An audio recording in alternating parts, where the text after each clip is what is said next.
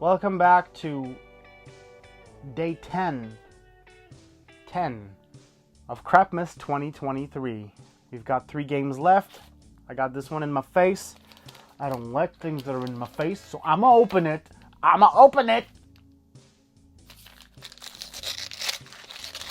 Ooh, Super Nintendo.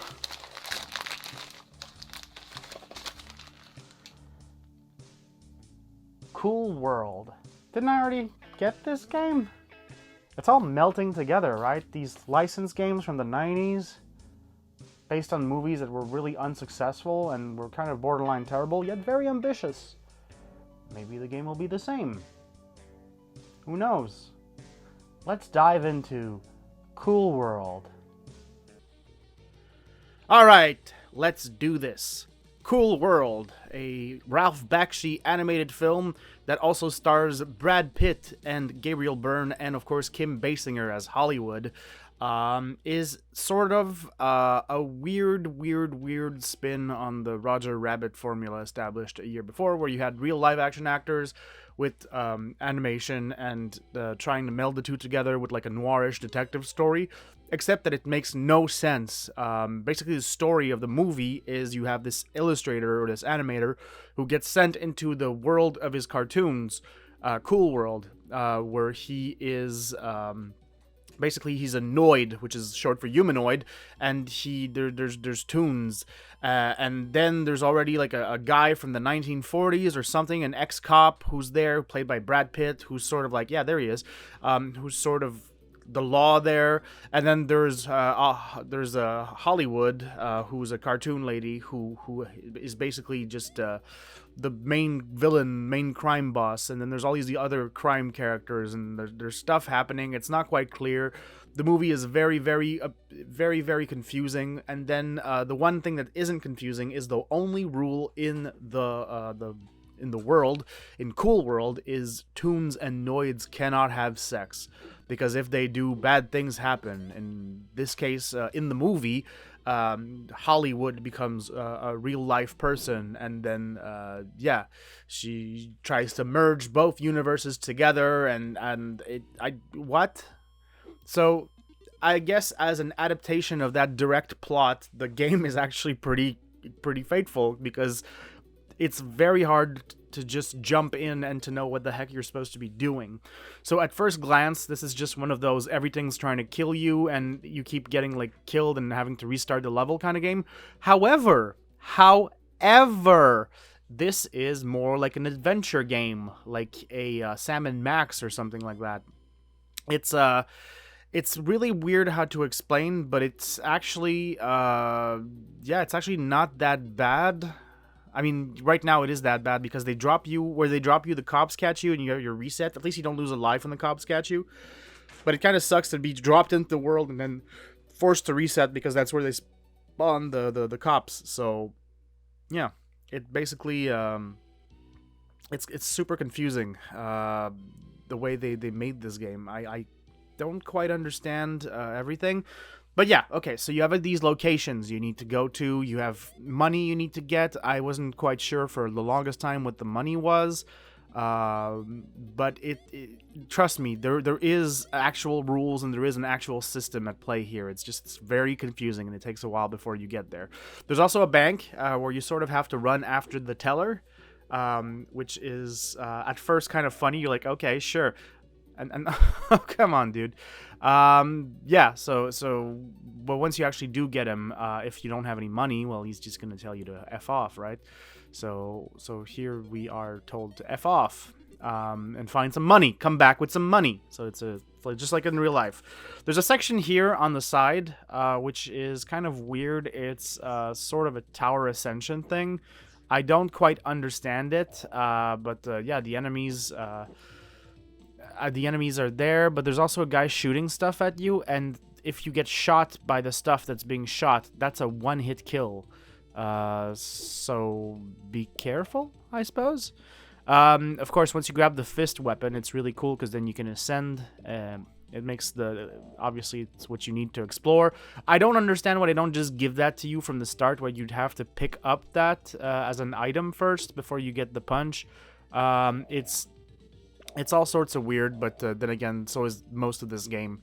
Yeah, so those shots, those blue shots are one hit kill, and the way the game respawns you, you're sort of placed in a position to get killed again immediately.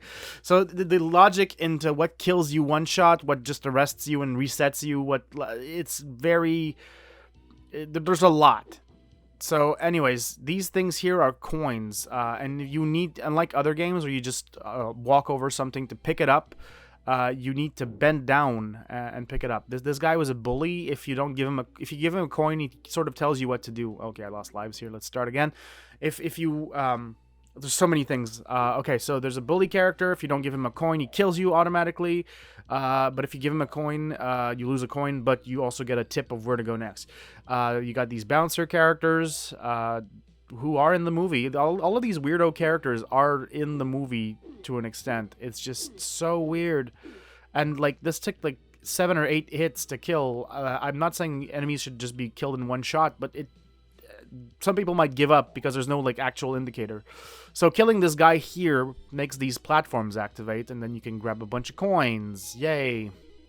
Of course, you have to do it a couple times because, well, jumping is also quite fun in this game. But yeah, you have to do this a couple times because you don't cover all of the coins with your hitbox. So you sort of have to keep grabbing the coins. And then you can go to the bank and drop some money, which I thought was what I needed to do. So yeah, here, take my money. Not for this game, but just take my money. Alright, so, come on.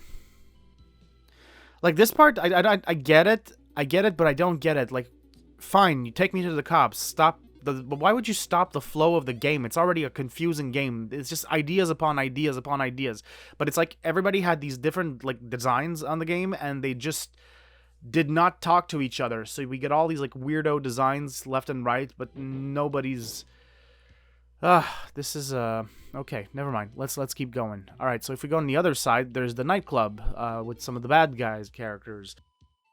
You can then take some of the flowers you collect to the bouncer, who lets you in because he likes to smell the flowers, which brings you to a nightclub section. And then after this, beyond him, there's a fire that keeps killing you. Somebody shoots, like, a fireball, and it's another glorious one-hit kill.